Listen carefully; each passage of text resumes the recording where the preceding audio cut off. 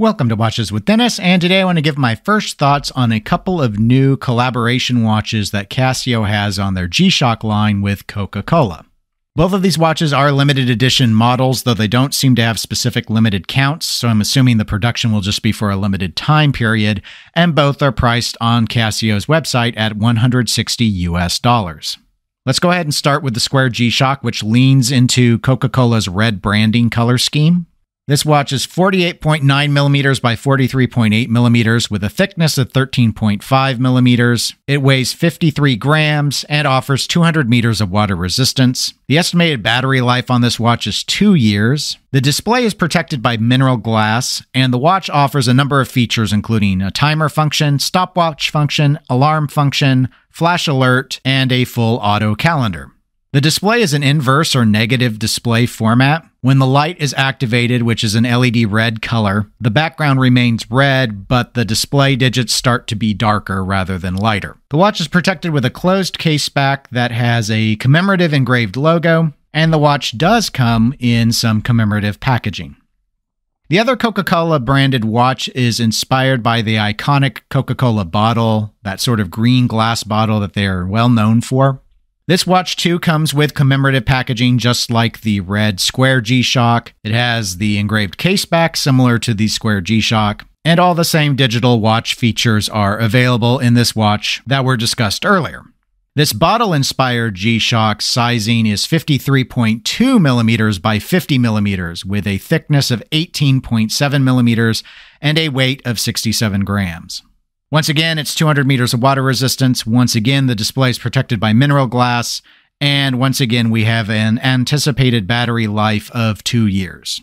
I should note both this and the red Square G-SHOCK come in the standard resin case material and with resin bands, though this watch has a more translucent style band. And in terms of the display, we have the more traditional non-inverted format. As an interesting Easter egg, this bottle-inspired G-SHOCK, when the light is activated, which glows blue, shows the silhouette in red of a Coca-Cola bottle.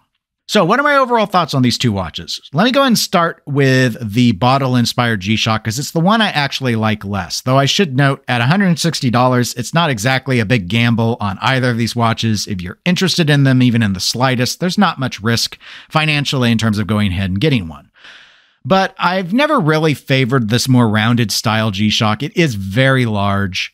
I think, well, maybe not very large in the world of G-SHOCK. It's very large in the world of watches, and I don't really favor this overall shape aesthetic.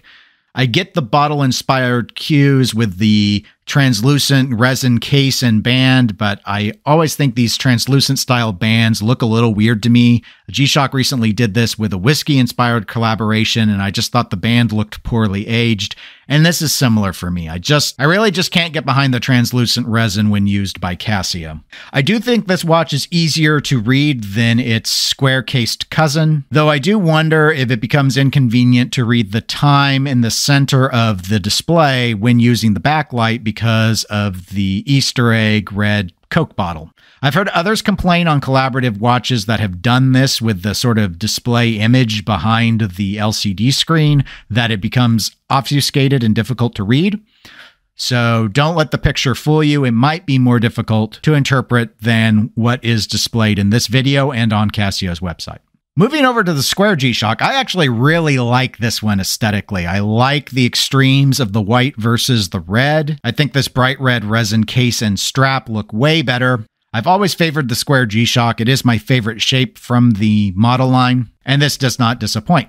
I also think it's really cool that the display back is red and we see sort of white numerals, and then when illuminated, the whole background remains red and the numbers are darker. However, this negative style or inverted display is renowned for difficulty in reading. So while I did point out on the other collaborative watch that people may have a challenge reading the portion of the display that has the red Coke bottle when backlit, in this case, it might be hard to read just in general. I do not have hands-on experience with the negative display watches. However, I have read and heard a number of individuals say that the renders and photos that appear on Casio's website are not accurate in the sense that it is not nearly as legible as your computer screen or phone may suggest.